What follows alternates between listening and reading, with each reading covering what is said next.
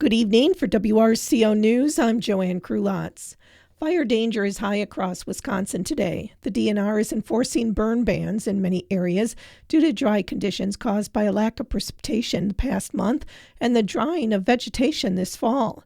Most of Wisconsin is experiencing drought or abnormally dry conditions.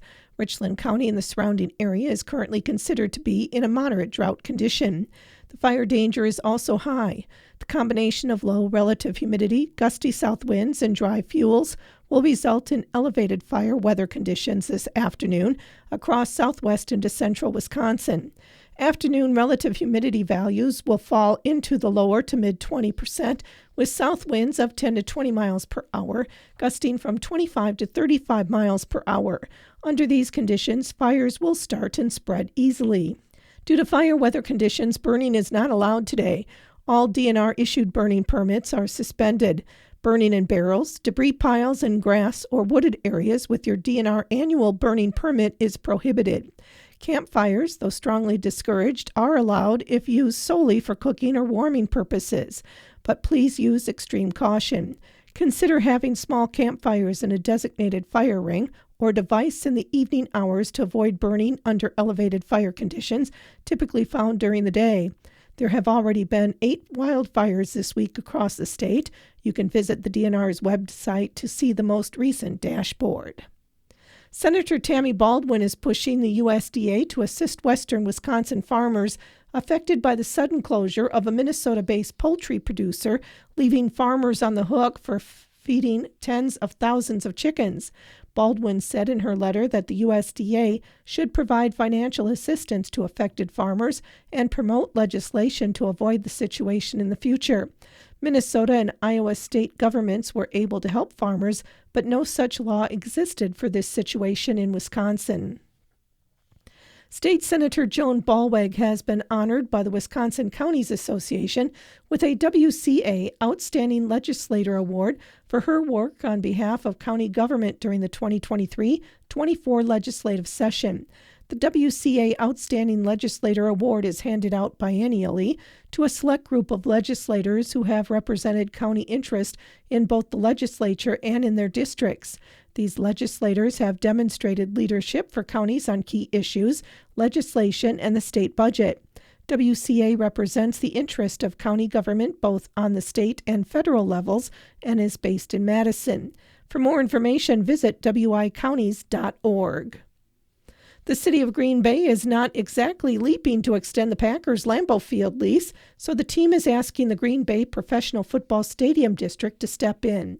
On Wednesday, the team released letters it sent both to Green Bay Mayor Eric Genrich and to the Stadium District Board. The Packers' lease for Lambeau Field with Green Bay and the Stadium District ends in 2032. There are options to extend it 10 additional years, but the Packers recently tried extending it by 30 years until about 2063. The team says Genrich has not met with its officials since January and that Genrich requested that any further discussions be preceded by a meeting with Packers President CEO Mark Murphy. The Packers say the two met in May, but Genrich canceled a follow-up meeting in September and has not rescheduled. The reports of a white powder have led to an arrest. Tuesday morning around 11:10, the Iowa County 911 Center received a call on County Highway Q in the township of Dodgeville in reference to a suspicious bag of white powder in a mailbox. An Iowa County deputy responded and investigated the substance.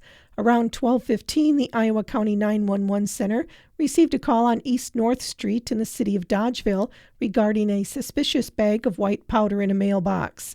A City of Dodgeville officer responded and investigated the substance.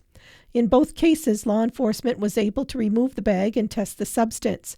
Both bags tested presumptive positive for the presence of fentanyl and cocaine. Due to the diligent work of members from the Dodgeville Police Department, Iowa County Sheriff's Office, and the Richland, Iowa Grant Drug Task Force, Tyler W. Marking, 29 of Dodgeville, was taken into custody at 6:10 Tuesday night. Marking was transported to the Iowa County Jail, where he remains on a probation hold. Marking was also booked on charges of felony second-degree recklessly endangering safety, felony delivery of cocaine, felony delivery of fentanyl, felony possession of psilocin and misdemeanor possession of drug paraphernalia.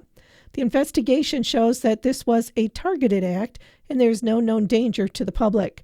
Citizens are, however, encouraged to always contact law enforcement when becoming aware of suspicious items or substances.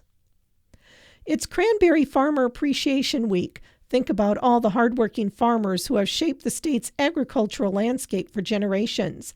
Cranberry farming in Wisconsin has deep roots dating back to the indigenous tribes such as the Menominee, Ojibwa, and Ho-Chunk, who harvested the berries with their bare hands. As time went on, farming technology and harvesting methods began to rapidly change.